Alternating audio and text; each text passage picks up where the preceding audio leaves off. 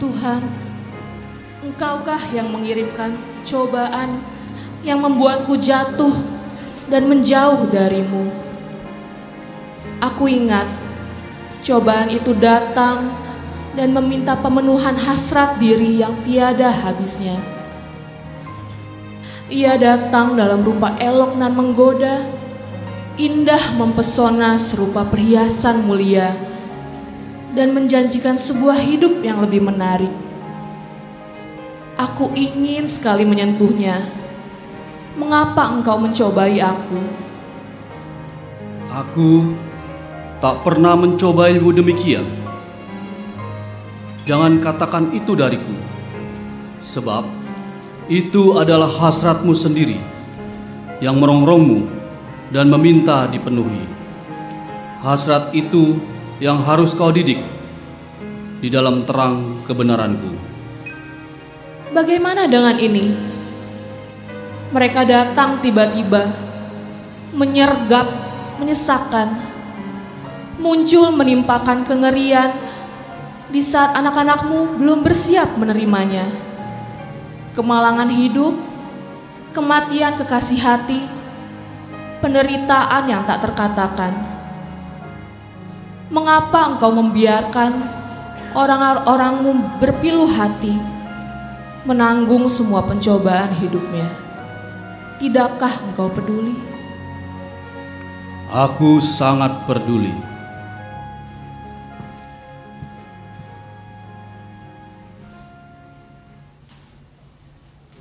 Hidup tidak akan pernah lepas dari cobaan. Menghadapinya dengan kekuatan kita sendiri takkan mampu membuat kita mampu melawan dengan menang. Betapa beruntungnya kita memiliki Allah yang mau menyertai dan mengasihi kita. Bangkitlah dan pujilah Dia yang mengikatkan kekuatannya di pinggang kita dan menolong kita di dalam hidup kita. Haleluya, pujilah.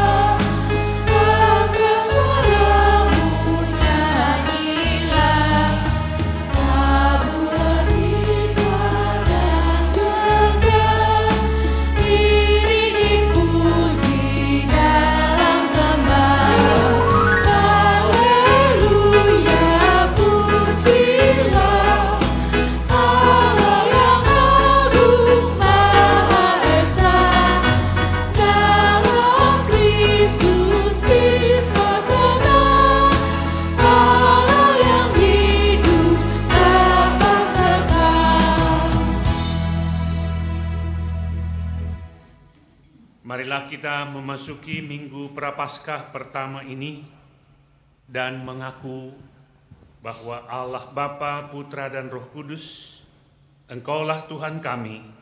Tidak ada yang baik bagi kami selain Engkau, penolong yang setia dalam hidup kami.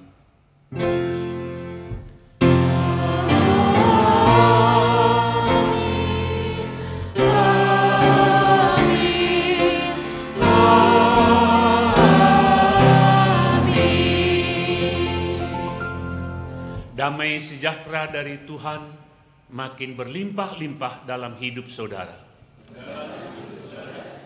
Silakan duduk.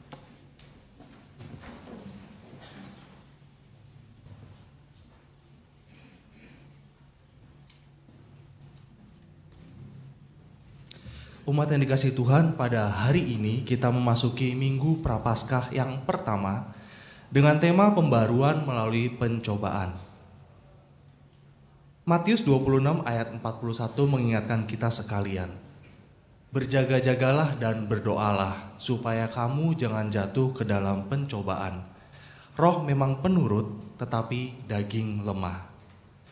Marilah kita senantiasa berjaga-jaga dan berdoa, sebab dengan demikian kita dimampukan untuk menghadapi segala bentuk cobaan. Dan kita meminta kepada Tuhan untuk kita dikuatkan, karena Ia yang memberi pertolongan senantiasa. Lawanlah godaan.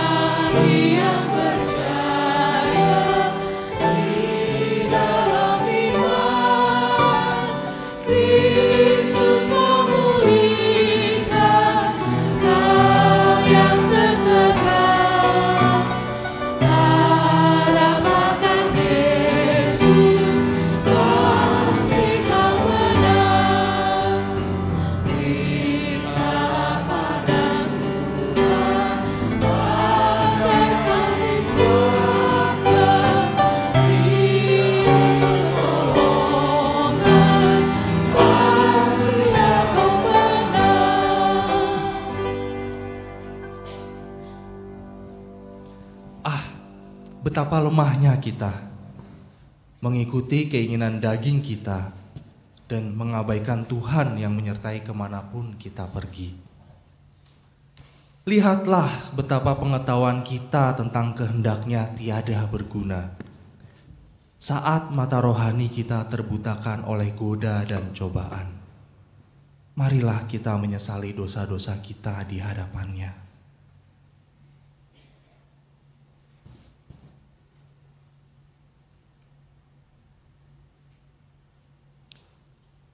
Tuhan, sesungguhnya kami tahu Engkau ingin kami mencintai kebenaran dan menginginkan kami menjadi kaki dan tangan-Mu, menjadi telinga dan mata-Mu di dunia yang penuh dengan cobaan hidup ini. Tetapi kami menutup mata kami terhadap kebenaran. Kami menutup telinga kami terhadap suara-Mu. Bahkan alih-alih mendengar-Mu, kami malah lalai mendidik hasrat kami untuk mau tunduk kepada-Mu. Kami liar dan sesat. Kami tak peduli rindu-Mu melihat kami berjuang dan menang atas cobaan hidup. Tuhan, kasihanilah kami. Ku ingin menghayati.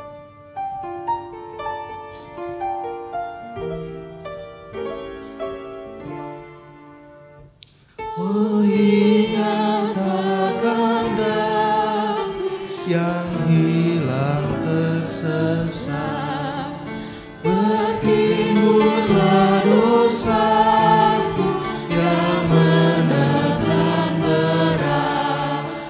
Jalan-Mu ku lalaikan, hidupku bercerai. Engkau penuh kebaikan, ya Yesus, tolonglah.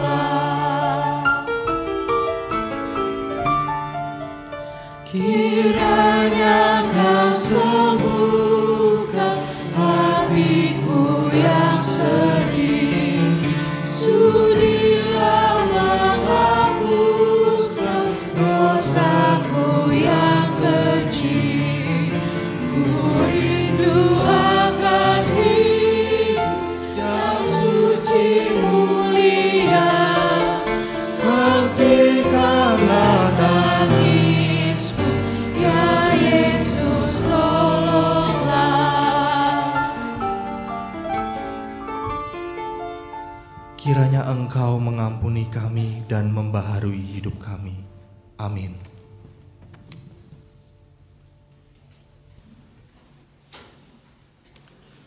Saudaraku, bagi kita yang mengakui dan menyesali dosa-dosa di hadapan Tuhan, dengarlah berita anugerah yang diberikan kepada kita, terambil dari 1 Petrus yang pertama ayat yang ketiga dan keempat. Terpujilah Allah dan Bapa Tuhan kita Yesus Kristus, yang karena rahmat-Nya yang besar telah melahirkan kita kembali oleh kebangkitan Yesus Kristus dari antara orang mati, kepada suatu hidup yang penuh pengharapan, untuk menerima suatu bagian yang tidak dapat binasa, yang tidak dapat cemar, dan yang tidak dapat layu, yang tersimpan di sorga bagi kamu. Demikianlah berita anugerah dari Tuhan. Salam kawanku, salam kawanku, salam, salam, damai Kristus besertamu. Salam, salam, salam kawanku, salam kawanku, salam, salam, damai Kristus besertamu. Salam, salam.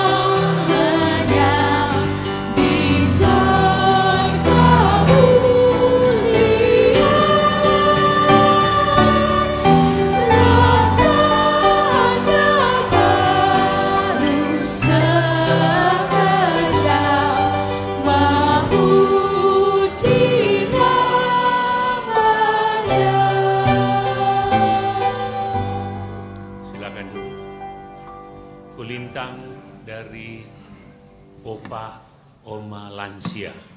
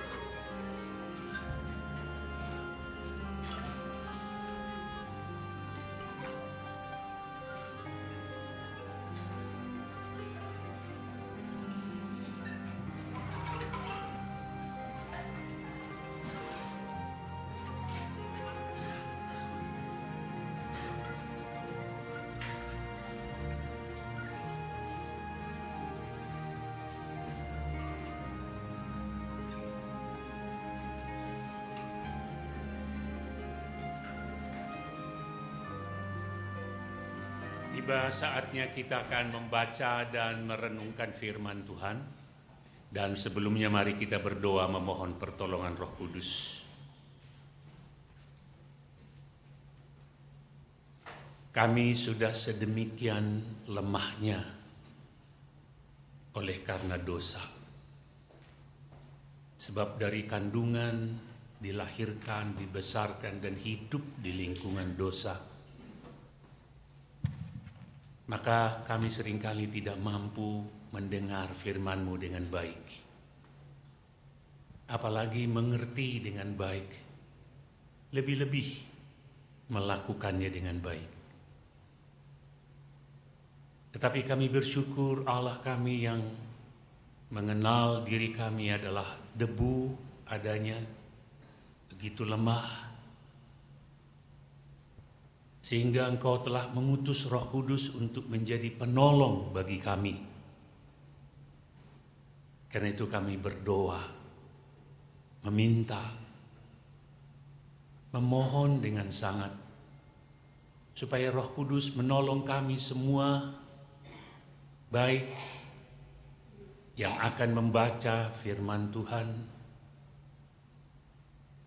maupun yang menguraikannya atas nama Tuhan. Kau tolong kami dengan Roh Kudus.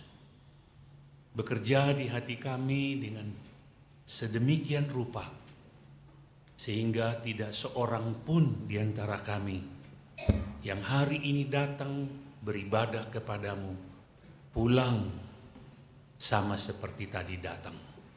Melainkan masing-masing kami boleh mendapatkan, mendengar, menerima sesuatu yang baru dari Tuhan. Kami bersyukur Engkau dengar dan kabulkan doa kami. Sebab kami berdoa di dalam nama Tuhan Yesus yang telah berjanji, mintalah di dalam namaku, itu akan dikaruniakan kepadamu. Semua jemaat berkata, amin.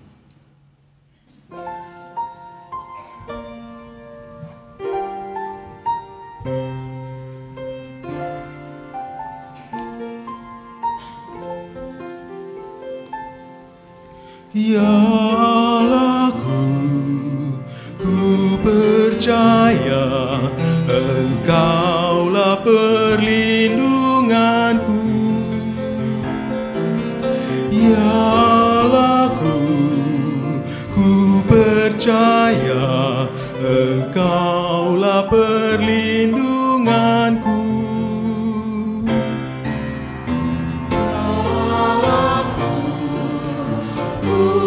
Percaya Engkaulah perlindunganku. Ya Allahku, ku percaya Engkaulah perlindunganku. Kemalangan takkan menimpamu, sebab Tuhan tempat berteduh. Tulah takkan mendekati kemahmu, sebab malaikat menjagamu. Ya Allahku, ku percaya Engkaulah perlindunganku. Ya Allahku, ku percaya Engkaulah perlindunganku. Dan kakimu takkan terbentur batu, sebab malaikat menatangmu. Singa dan ular tedung kau langkahi, sebab malaikat menjagamu. Ya Allahku, ku percaya Engkaulah perlindunganku.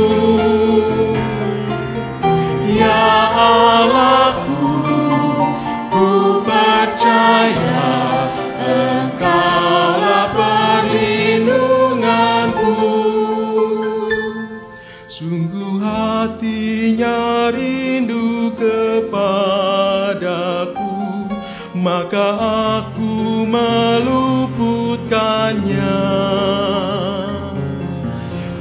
Aku pun akan membentengi dia, sebab ia mengenal namaku. Ya Allahku, ku percaya Engkaulah perlindunganku.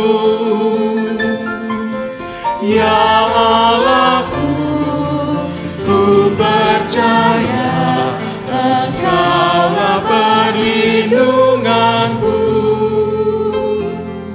Dalam susahku kan menyertainya, kehormatanku beri padanya. Kan ku kenyangkan dengan umur panjang, sebab ia berseru padaku. Ya Allahku, ku percaya Engkaulah perlindunganku. Ya Allahku, ku percaya Engkaulah perlindunganku.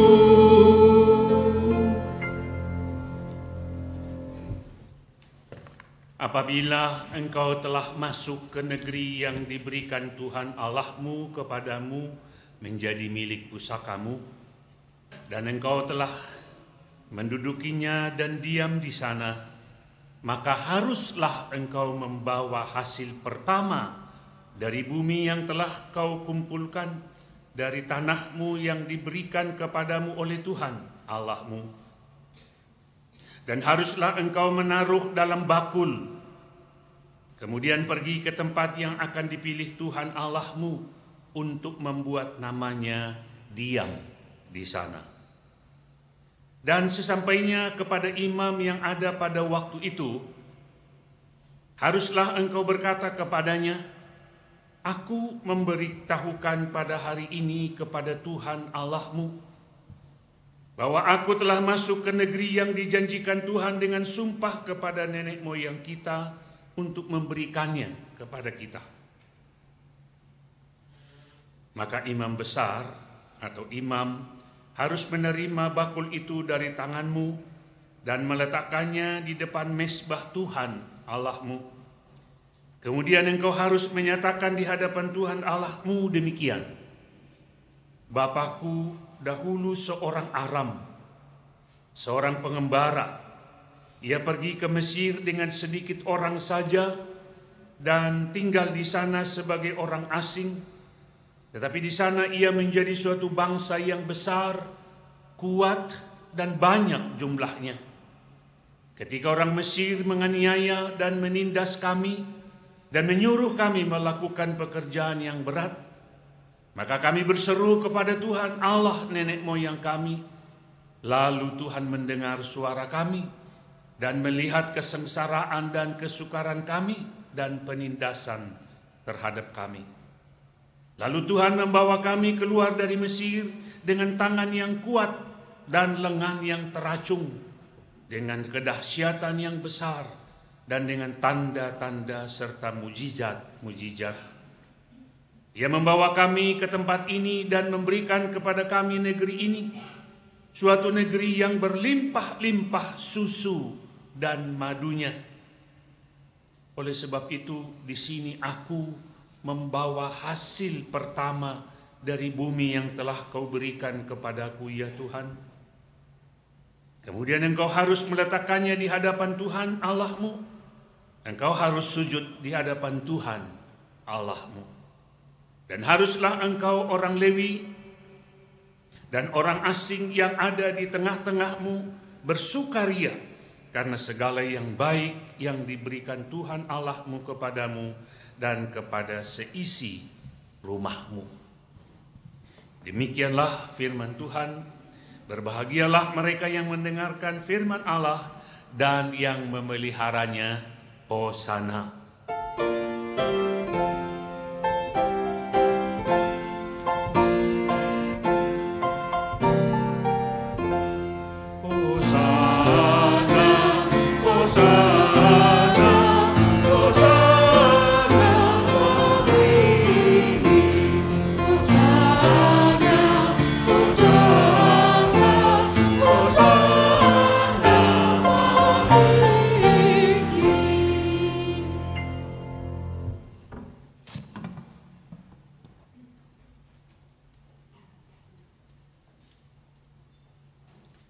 pembaharuan atau pembaruan hidup melalui pencobaan. Sebuah tema yang sangat bagus sekali, dalam sekali, yang harus kita simak hari ini. Saya menyebutnya pencobaan itu bagi orang beriman bagaikan vitamin.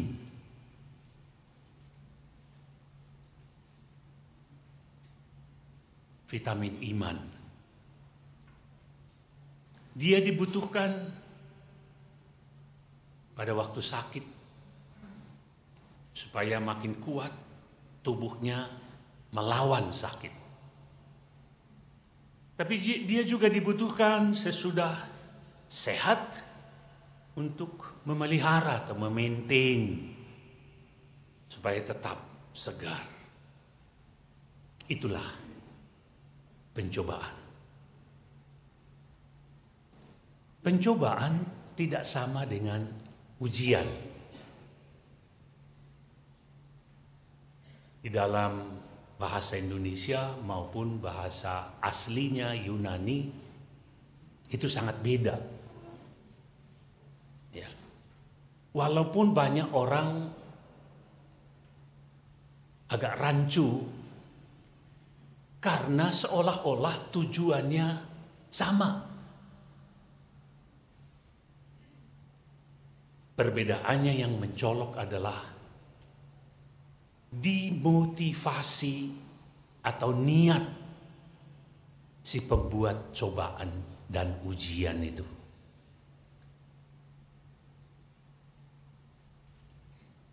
Kalau yang membuat pencobaan atau yang memberikan pencobaan niatnya adalah ingin menguji untuk menjatuhkan, untuk menghancurkan bahkan. Tetapi kalau niat si pemberi ujian justru untuk membangun supaya sesudah dia melewati ujian itu diharapkan dia maju.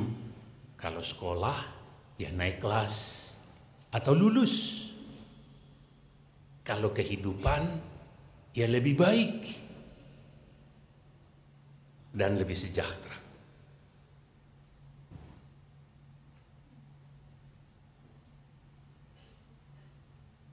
Memang pencobaan datang kepada manusia selalu asalnya dari si jahat. Namun seringkali diizinkan oleh Tuhan atau dapat restu dari Tuhan karena dia tahu itu akan membawa kebaikan bagi kita. Contoh yang paling banyak dan paling mencolok di Alkitab adalah kisah Ayub.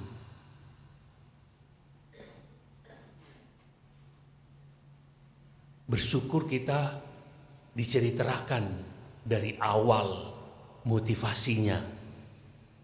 Seandainya kita tidak diceritakan di Alkitab, kita bingung itu. Tapi di Alkitab jelas sekali kisahnya, yaitu ketika anak-anak Tuhan kumpul biasa di hadapan Allah, menyembah, bersukacita, iblis juga datang di sana. Ya, si setan juga datang. Karena itu di dalam gereja pun bisa datang dia. Ya, ada kan setan di gereja ya? Ada, ya. Bukan setan loh ya. Jangan-jangan nanti disetan-setani yang setan. Lalu Tuhan melihat. Dia datang ditanyain, dari mana kok? Kok tiba-tiba nongol di sini? Aku dari berkeliling-keliling. Oh, kalau begitu pasti kau sudah lihat hambaku Ayub. Dengan bangganya Tuhan menceritakan hambaku itu. Sebab tiada seorang pun di bumi seperti dia. Takut akan Allah. Hidupnya menjauhkan diri dari kejahatan. Dan hidupnya saleh. Dan selalu hidup di dalam ketaatan. Tuhan. Tuhan bangga dengan orang itu, saya tahu. Saya tahu benar dia. Mengapa dia seperti itu? Karena engkau selalu memberkati. Engkau selalu melindungi, engkau selalu menjagai dengan tangan kuasamu. Gak pernah engkau izinkan kami boleh mengganggu atau apapun mengganggu. Bahkan engkau berkati dia begitu rupa. Nah, siapa yang tidak taat, siapa yang tidak saleh hidupnya kalau seperti itu engkau perlakukan. Itu sebenarnya bahasa terselubung. Tuhan beli dia, kau sogok dia. Kau berkati makanya dia taat. Coba enggak berkati. Coba izinkan dia susah. Apa masih tetap seperti itu? Allah mengenal hamba-hambanya. Dan mengizinkan si iblis mengganggu dia. Mencobai dia. Tapi ingat, seperti yang dikatakan Rasul Paulus ribuan tahun kemudian sesudah Ayub, Tuhan tidak akan membiarkan kita dicobai melampaui kekuatan kita. Tolong tancapkan itu di sini. Jadi kalau kita mengalami pencobaan, jangan langsung mengeluh. Karena Tuhan tidak akan mengizinkan kita dicobai. Walaupun menurut kita Tuhan berat. Aku tahu. Aku yang menciptakan engkau. Jadi kayak ibarat barang mati ini. Si pembuat meja tahu kualitas meja yang dibuatnya terdiri dari kayu jati tua. Dan konstruksinya begitu rupa ketika ditaruh 1 ton, 2 ton. Atas seizin si pembuat meja, dia tahu ini mejaku kuat, taruh aja, tidak akan ambruk. Begitulah kira-kira Tuhan. Dan benar aja saudara, senangnya si iblis bukan main. Mulailah diganggu dia. Ya. Seluruh hartanya diambil dalam kurun waktu yang relatif singkat. Diurut dari yang paling murah sampai kepada yang paling mahal. Zaman itu yang paling mahal harta orang itu onta. Sekarang mungkin apa itu, Mercedes atau sejenis mobil-mobil mewah. Karena onta itu kalau ditunggangi itu empuk sekali itu. Suspensinya main itu. Karena kakinya panjang. Lain dengan dongki, apa itu? Keledai, kakinya pendek itu bagaikan truk, tuk. Wah, itu atos itu. Keras, ya. Nah, dia masih tegar. Oh, masih ada hartamu yang paling kaya. Orang Batak juga tahu itu. Apa itu? Anak-anaknya. Orang Batak bilang anak kokido, mana orangnya? Oh, di situ dia. Itu yang saya ingin lihat gitu. Ya, kopeng Pak. Ya orang Batak itu boleh ambil hartanya asal jangan anaknya. Bagi dia anak itu adalah kekayaannya. Karena itu jangan heran di hari tuanya dia gelendot ke anaknya. Ya, jadi kalau Anda mau berbesankan orang Batak, perhitungkan itu.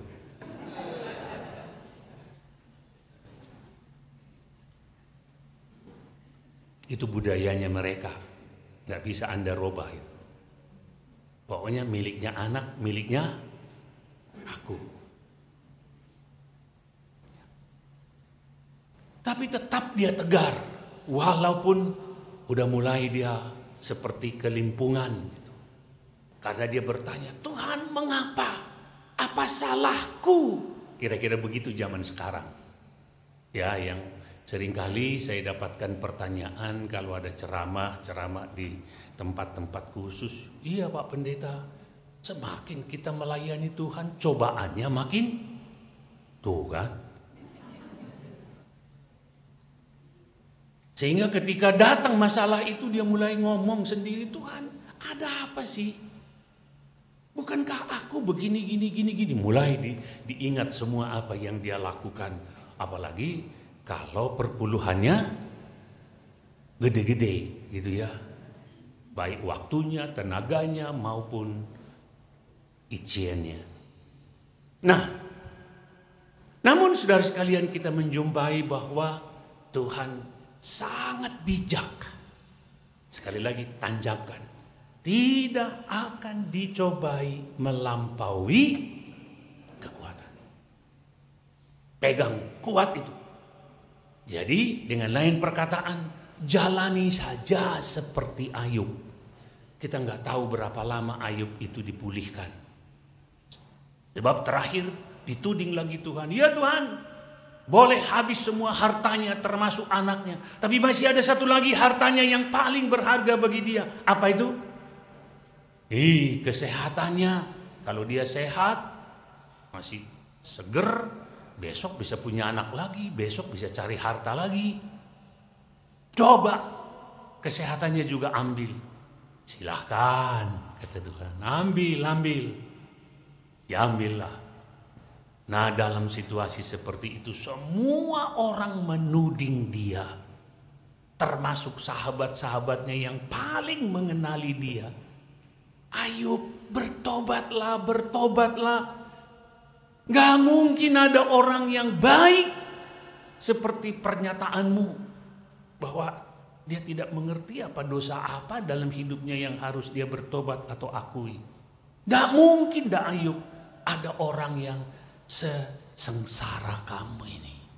Allah mana? Sudah orangnya baik. Dibiarkan atau disiksa seperti ini. Sampai istrimu pun sudah ngomong apa? Hujatlah Tuhan supaya engkau mati. Lawanlah Tuhan supaya engkau mati. Rupanya istrinya udah gak tahan ngurusi suaminya. Yang tiap-tiap hari kerjaannya cuma garuk apa? Boroknya. Tapi Ayub jalani terus, walau terus dia bertanya, gak kunjung dapat jawaban. Menjelang Tuhan pulihkan, Tuhan katakan kepada dia. Kalau saudara mau baca kita Ayub, bagus sekali mulai pasal 37 sampai 41. Tuhan mengatakan kepada dia, gak mungkin kamu mengerti semua pekerjaanku. Tidak mungkin kamu mengerti semua rencana dan kuasa Allah. Jangankan pekerjaan Tuhan, kamu ngerti enggak apa yang ada di muka bumi ini yang hanya ciptaanku yang kecil saja? Itu pernah dipakai oleh seorang pendeta kepada anak muda yang selalu ingin mengerti dulu baru dia percaya. Mengerti dulu baru dia percaya. Kalau nggak ngerti dia nggak mau percaya. Padahal banyak sekali baik yang kita baca di Alkitab maupun yang kita alami yang tidak mungkin kita mengerti sekarang ini. Nanti boleh kita tanya kalau sudah ketemu muka dengan muka. Sekarang itu menjadi rahasia bagi kita. Ya, umpamanya pernah seorang pendeta mengatakan kepada pemuda yang seperti itu, dia bilang, kalau kamu ingin mengerti semua perbuatan Tuhan, nanti saya jelaskan kepadamu apa yang kau tidak mengerti yang di Alkitab ini. Tapi jawab dulu satu pertanyaan saya. Kamu kan seorang dokter. Dia kebetulan dokter muda, lulus summa cum laude. Pinter banget. Pendetanya bilang begini, kalau tubuh manusia ini bertumbuh, berkembang, itu karena apa? Loh, Bapak kok kayak nguji kedokteran saya, katanya. Oh enggak, saya enggak menguji kamu. Tapi jawablah pertanyaan saya itu dengan sederhana saja. Umpamanya, mengapa saya makin gede dari bayi, dari janin, sampai seperti ini? Mengapa? Ya tentu karena apa yang dimakannya dan apa yang diterimanya dari luar, seperti dari matahari. Dapat untuk pertumbuhan tulang-tulangnya dan sebagainya. Oh begitu? Iya. Oke, pertanyaan yang kedua. Ada enggak beda rambut semua yang di kepala saya ini?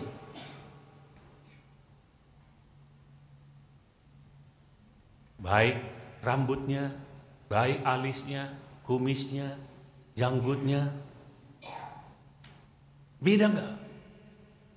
Dia berpikir lama sekali. Pada prinsipnya sama aja. Baik, kalau begitu pertanyaan yang terakhir.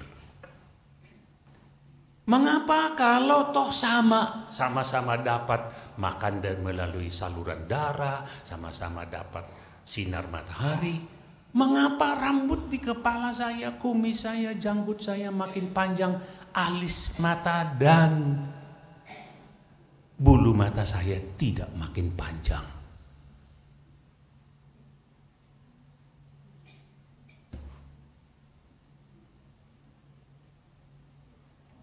Jelasin.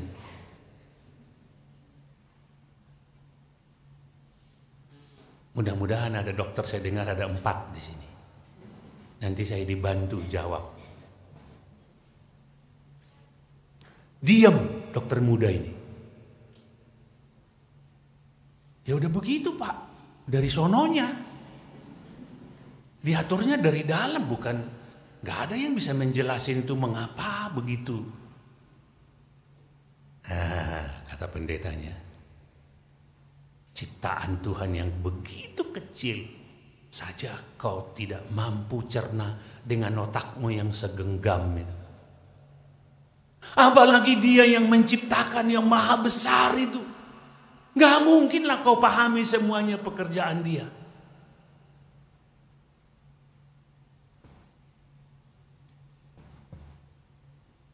Seperti hari ini umpamanya.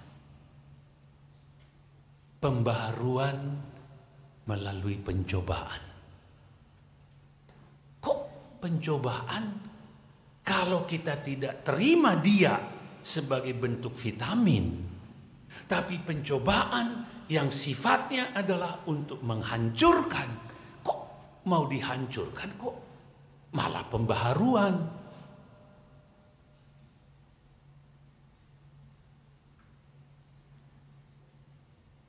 Saudara-saudara,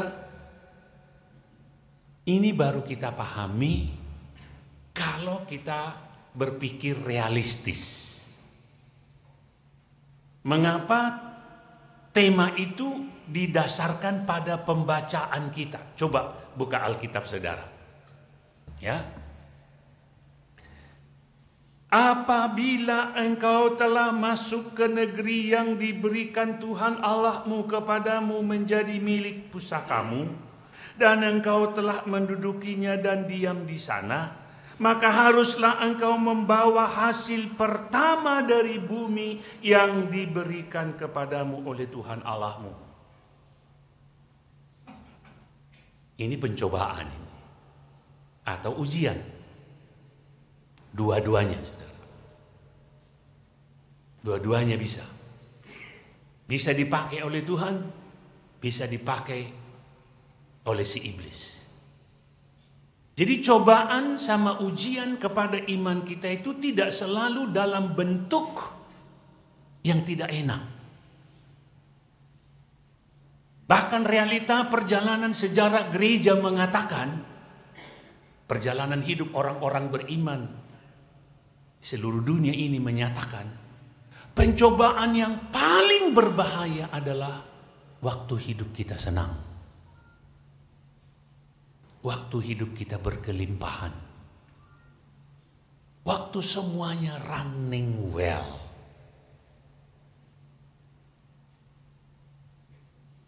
Buktinya apa? Lihatlah gereja di Eropa. Mundur sampai kita dengar cerita ada gedung gereja dijual, diganti menjadi tempat night club. Kita di sini tadi bercerita di konsistori susah dapat izin bangun gedung gereja. Di sana dijual, saudara. Karena apa? Karena nggak ada orang yang mau datang lagi. Dulu saya nggak terlalu yakin itu. Saya pikir mentang-mentang kalian pernah ke luar negeri ke sono, kok ngarang-ngarang atau dilebih-lebihkan kali. Mungkin ada sebabnya mengapa dijual. Bukan karena nggak ada yang datang. Sampai pada harinya saya lihat sendiri, dengar sendiri, orang ngomong di hadapan saya. Bu, dari mana bu? Boleh ngomong? Saya katakan kepada seorang ibu yang sedang naik sepeda tandon dengan putrinya pulang dari supermarket. Sepeda yang panjang itu, ya, sepeda tandon. Ibunya di depan, anaknya di belakang, itu di tengah-tengah itu bawaan mereka dan di belakang. Rupanya dari supermarket. Ibu boleh nanya sesuatu? Oh boleh. Dia turun, anaknya pun turun. Dan bahkan dia dahului saya ngomong sebelum bertanya. Dari Indonesia? Kok ibu tahu?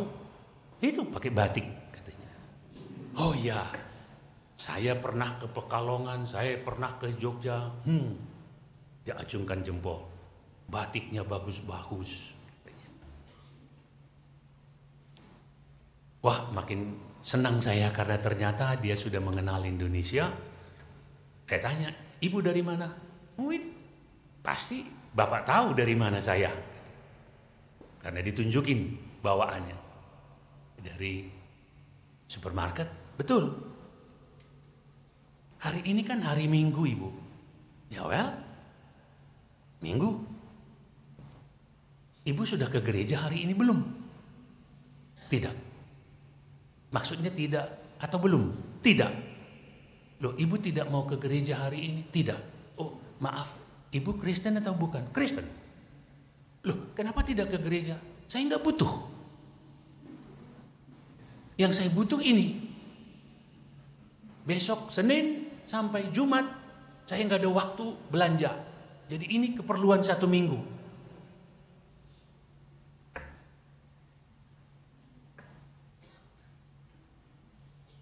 Kalau boleh tahu gereja ibu di mana? Oh di sini di komplek, nggak jauh dari sini. Disebut nama gerejanya, nama jalannya. Ya sudah selesai percakapan dengan ibu itu kami pergi ke sana. Ketemulah dengan Koster. Dan ketika kami tanya, Pak Koster sudah berapa lama di sini? Wah, saya sudah lebih dari setengah abad di sini. Bab dari muda saya sudah di sini sampai usia saya seperti ini. Dia tunjuk rambutnya yang putih. Baik, Bapak tahu jumlah anggota ini berapa? Saya ingat kira-kira sekitar 25.000.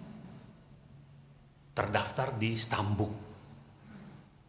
Kalau hari Minggu yang kebaktian berapa orang kira-kira? Berapa persen? Dia angkat bahunya. Tidak lebih dari sekitar 200. Dari 25.000. Sambil ngobrol seperti itu kami masuk ke dalam. Lalu dia tunjuk.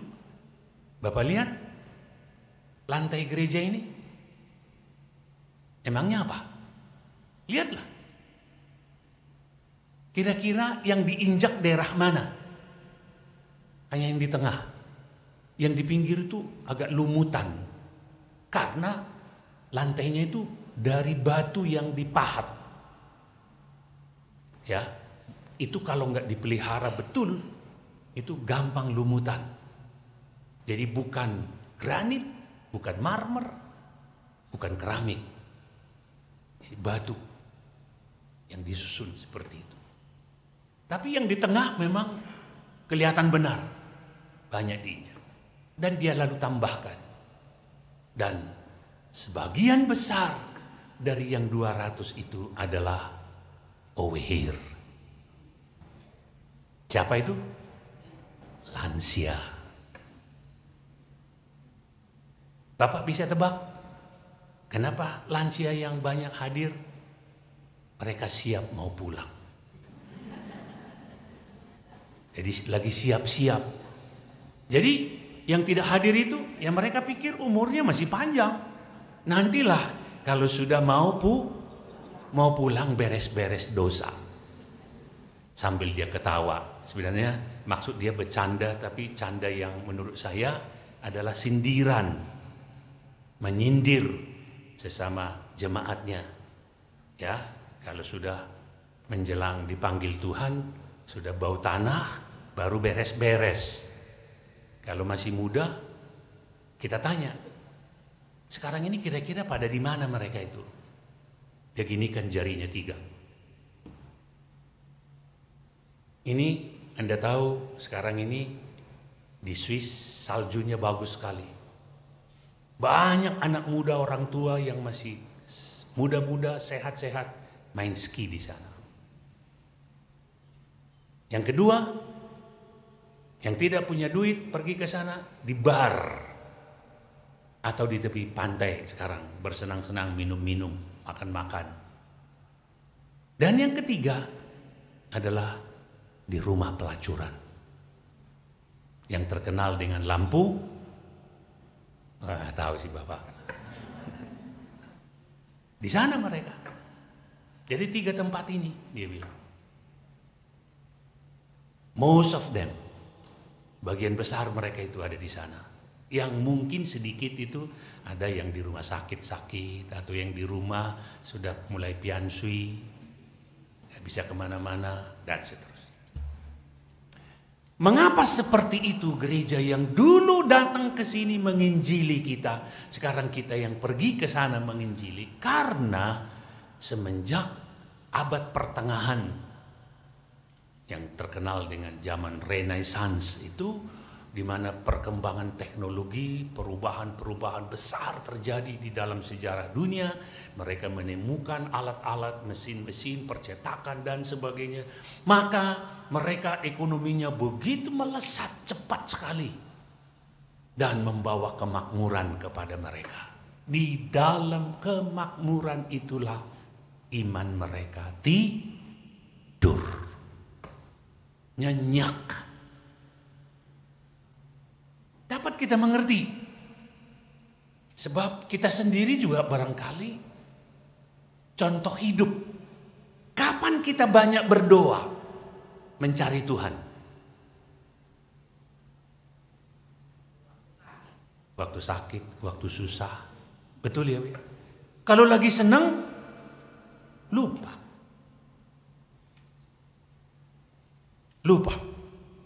Karena itu pencobaan yang paling membahayakan iman orang percaya adalah kemakmuran, kesenangan, kemajuan-kemajuan yang membawa kenikmatan kepada kita. Karena itu Tuhan berkata kepada bangsa Israel yang barusan keluar dari gunung pasir, 40 tahun, bayangin.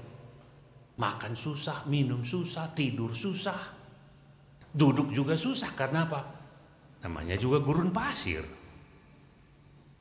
Tiba-tiba sekarang masuk ke negeri yang berkelimpahan air susu dan madu. Artinya negara yang rindang, banyak air, banyak pohon, banyak rumput. Maju ternaknya, maju segala-galanya, pertaniannya. Kira-kira Orang yang tadinya begitu susah tiba-tiba sekarang hidup senang. Bahayanya apa? Wah, mau mengikuti, melampiaskan apa yang diingini. Apa yang dia mau, semua ada. Mau ini, mau itu, ada. Karena pertanian mereka berhasil. Karena itu Tuhan ingatkan, ada beberapa hal di sana. Yang pertama, hasil pertama, ingat, bukan untuk kamu nikmati. Bawa kepadaku, kata Tuhan. Padahal kalau kita udah lapar, kita ketemu nasi, maunya dikasih ke orang atau masuk ke mulut? Iyalah. Itu godaan besar itu. Ya. Godaan besar. Tapi Tuhan bilang, bawa dulu kepadaku. Tahan laparmu sebentar. Tujuannya apa? Diberitahu sama Tuhan. Pertama, supaya kamu katakan kepadaku. Karena tadi kamu bawa itu, tunjukkan kepada imam, dan sesudah diletakkan di hadapan altar, di hadapan Tuhan, kamu ngomong. Mari kita lihat ayat yang ketiga.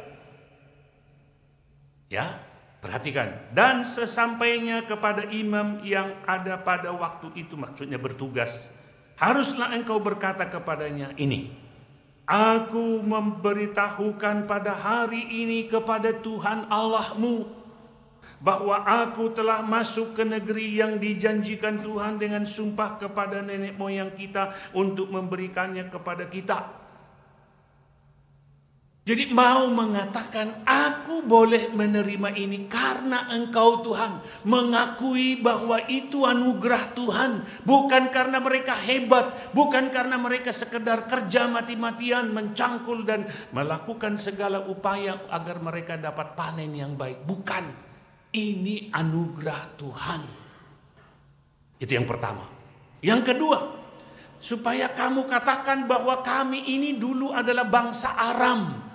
Pendatang di sini. Karena memang nenek moyang mereka, Abraham itu datang dari Ur-Kasdim sono. Negeri yang sekarang jadi tempat rebutan Yerusalem dan Palestina itu bukan negeri mereka sebenarnya. Itu sudah ada penduduknya sebelumnya, bangsa Moab, bangsa Kasdim, macam-macam di situ. Ya. Tapi Tuhan katakan, ini kuberikan kepadamu kalau kamu begini-begini. Dan ketika nenek moyang mereka Abraham, Ishak, Yakub itu taat, janji Tuhan digenapi.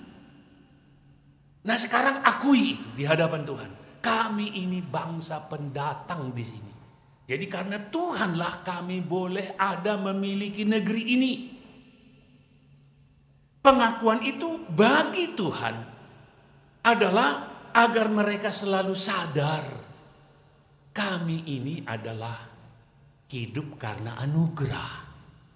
Sebab kalau orang tidak ingat dia hidup karena pertolongan dan anugerah Tuhan, ketika hidupnya berhasil cenderung sombong.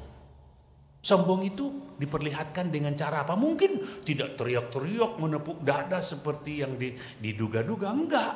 Tapi kesombongan itu adalah tidak mau bersyukur kepada Tuhan. Itu bentuk kesombongan yang kelihatannya lembut sekali, tapi kerasnya bukan main di mata Tuhan. Orang yang tidak tahu bersyukur itu adalah orang sombong.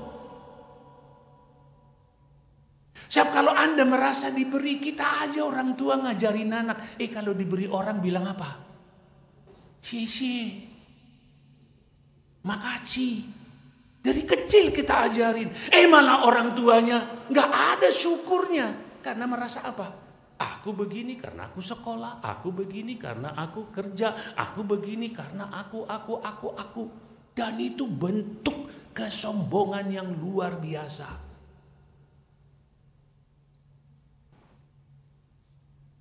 Dan itu cobaan bukan main bagi kita, saudara.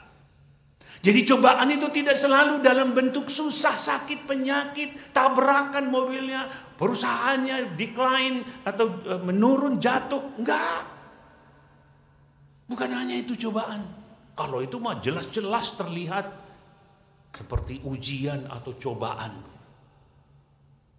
Cobaan yang paling berbahaya adalah ketika hidup kita nikmat, ketika tubuh ini sehat. Dipakainya untuk apa? Bersenang-senang. Ya.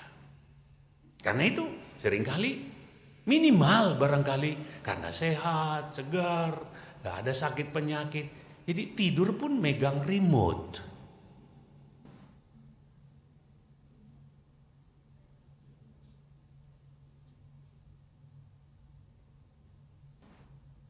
Itu bukan saya. Itu bukan Anda. Begitu bangun, bukannya lipat tangan bersyukur, terima kasih Tuhan diberi tidur yang lelap. Tapi buka TV, apa warta berita? Apalagi kalau usahanya lagi jalan. Wah, hari ini harga saham berapa?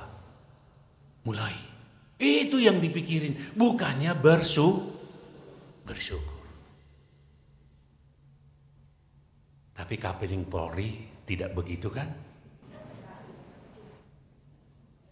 Halo? Kalau nggak ada ya puji Tuhan, insya Allah. Ya. Jadi Tuhan mengajar bangsa Israel sebelum mereka lebih jauh. Diingatkan, hei bangsa Israel, kamu ada di negeri yang berkelimpahan ini sekarang. Ingat. Karena Tuhan, jangan sampai lupa kacang akan kulitnya. Jangan sampai. Tapi kenyataannya gimana? Lupa. Itulah sebabnya kita bersyukur, saudara sekalian. Tuhan Yesus memberi keteladanan itu kepada kita. Bahkan itu mungkin sebabnya Tuhan Yesus sejak lahir ke dunia ini susah melulu hidupnya. Nggak pernah senang.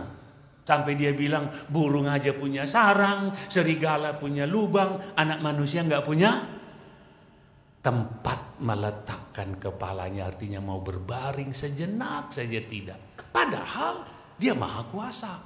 Dia sanggup sebenarnya. Ini mau mengingatkan kita bahwa hanya dengan pertolongan Kristus yang menang atas cobaan itu.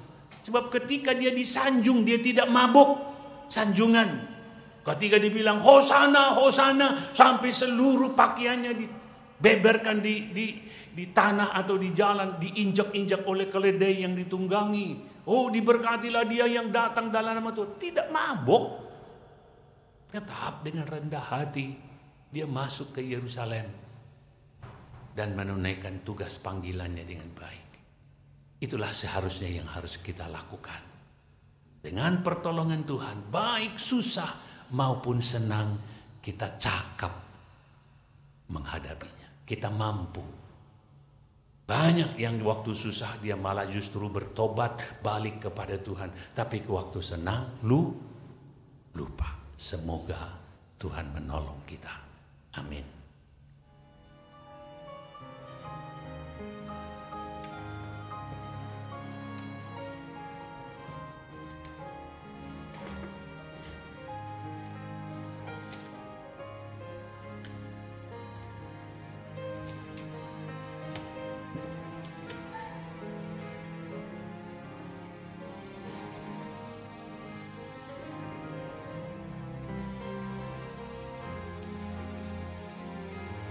Jika kamu membuka sesuatu, tutup kembali. Jika kamu menyalakan sesuatu, matikan. Jika kamu merusak sesuatu, akuilah. Jika kamu tidak dapat memperbaiki, panggil orang yang bisa memperbaiki. Jika kamu meminjam sesuatu, kembalikan. Jika kamu menghargai sesuatu, pelihara baik-baik. Jika kamu memindahkan sesuatu, kembalikan ke tempatnya. Jika bukan urusanmu, jangan bertanya. Jika dapat membuat hari orang lain lebih cerah, katakan. Jika dapat merusak reputasi orang, simpan untuk diri sendiri.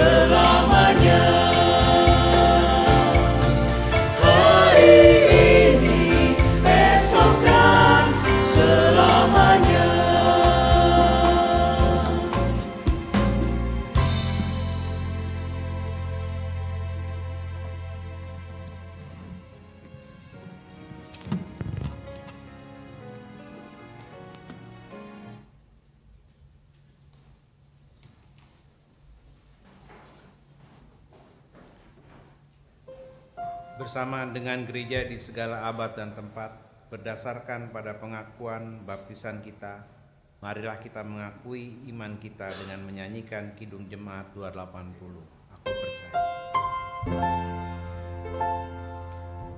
Aku percaya Allah yang kekal, yang oleh sabda kita kenal, Bapa pencipta alam semesta, yang mengasihi manusia.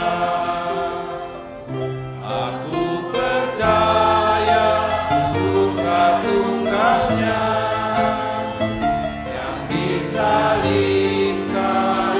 di Golgota, yang dari kubur bangkit dan menang, naik ke sorga dalam terang.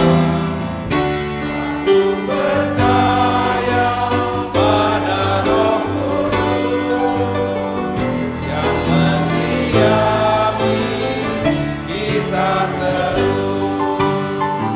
Aku percaya gereja yang esa, jadi suci di dalamnya.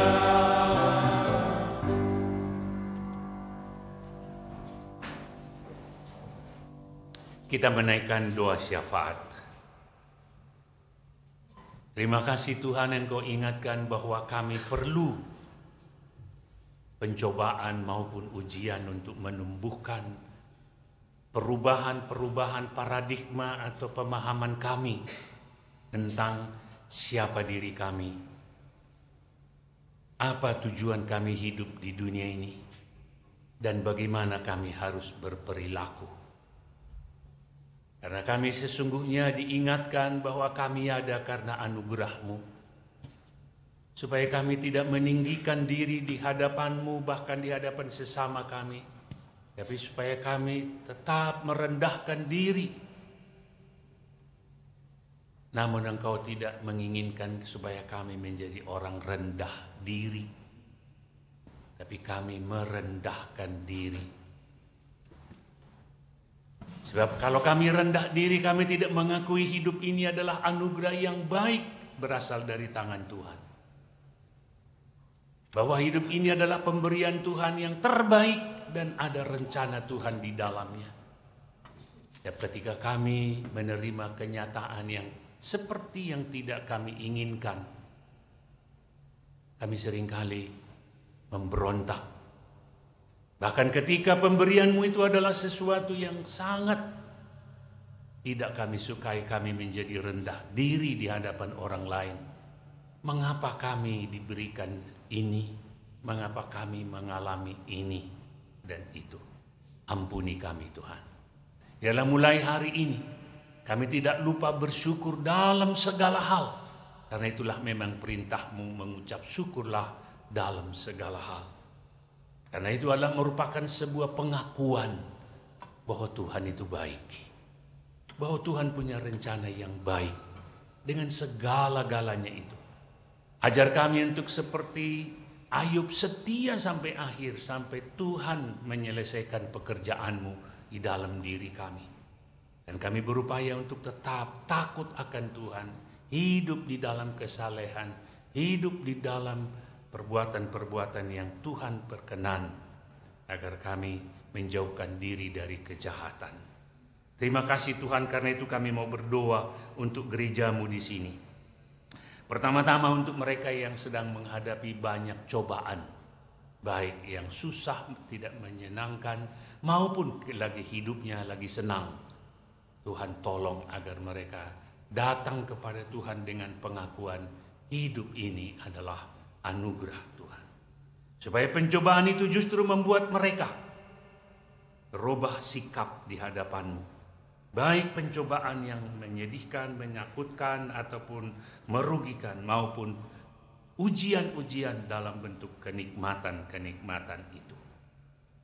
Karena itu kami berdoa juga untuk gerejamu dalam segala programnya, agar mereka dimampukan untuk melakukan semuanya dengan baik, sehingga jemaatmu boleh makin bertumbuh dengan baik, baik melalui badan-badan komisi maupun program jemaat seperti perayaan Paskah dan sebagainya. Tuhan tolong agar itu semua membawa berkat bagi jemaatmu, khususnya program HUT jemaat yang ke-31 pada 23 Februari mendatang. Tuhan memberkati supaya di sana ada rasa syukur yang tulus dan jujur. Kalau jemaatmu boleh ada seperti ini, bukan oleh hebatnya si A, si B, ataupun pendeta A, pendeta B, tapi karena anugerah Tuhan. Kami berdoa untuk bangsa dan negara kami, Tuhan. Tolong supaya dalam upaya pemerintah kami yang sekarang ini, dengan segala kelebihan dan kekurangannya, Tuhan berkati, boleh membawa perubahan-perubahan yang berarti bagi kehidupan bangsa kami. Terutama presiden kami dengan menteri-menterinya, Tuhan memberkati, gubernur kami dengan wakilnya, serta seluruh badan-badan pembantunya, Tuhan berkati, sehingga kami boleh mempersembahkan yang terbaik bagi kehidupan ini demi kemuliaan nama Tuhan. Karena kami mau pertaruhkan seluruh masa depan kami, keluarga kami, gereja kami, bangsa dan negara kami, hanya di dalam nama Tuhan Yesus yang telah mengajar kami berdoa. Bapa kami yang di surga, kita nyanyikan. Bapa kami yang ada di surga, dikuduskanlah nama-Mu, datanglah kerajaan-Mu, jadilah kehendak-Mu di bumi seperti di surga.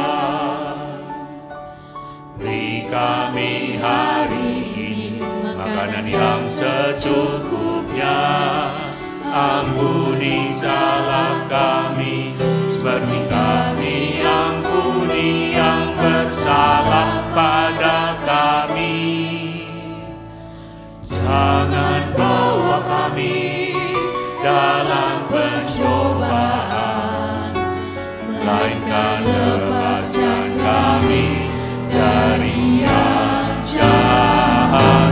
Sebab Kaulah yang punya kerajaan dan kuasa dan kemuliaan sampai selama-lamanya. Amin. Amin.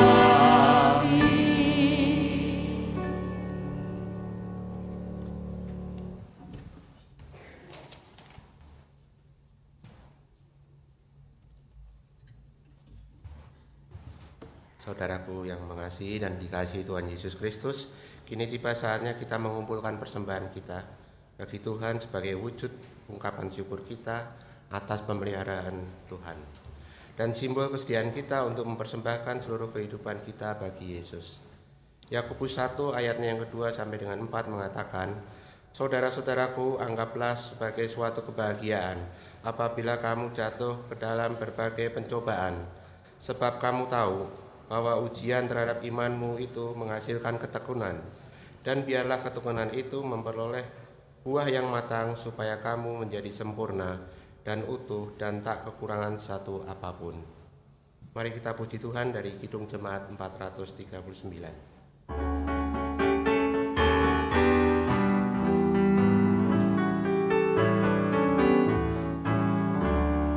Bila topan keras melanda hidupmu, bila putus asa dan letih lesu, berkat Tuhan satu-satu hitunglah, kau niscaya kagum oleh kasih-Nya. Berkat Tuhan mari hitunglah, kau akan kagum oleh kasih-Nya. Berkat Tuhan mari hitunglah, kau niscaya kagum oleh kasih-Nya.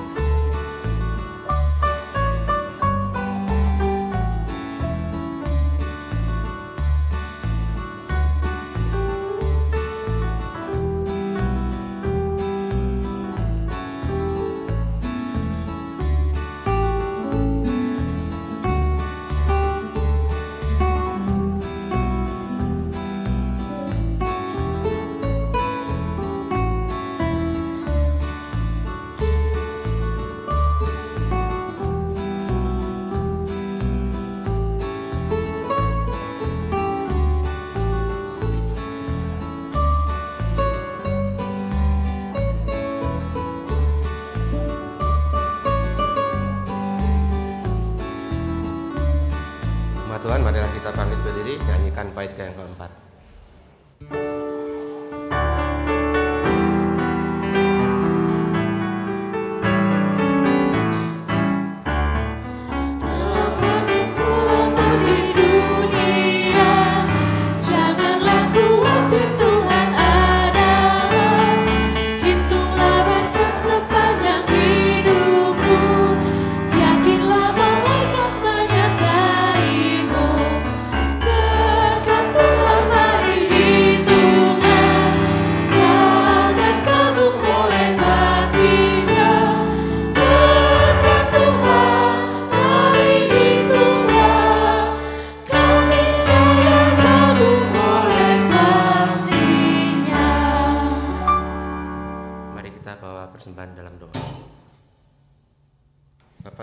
Kembali kami mengucapkan syukur atas berkat dan cinta kasih-Mu kepada kami.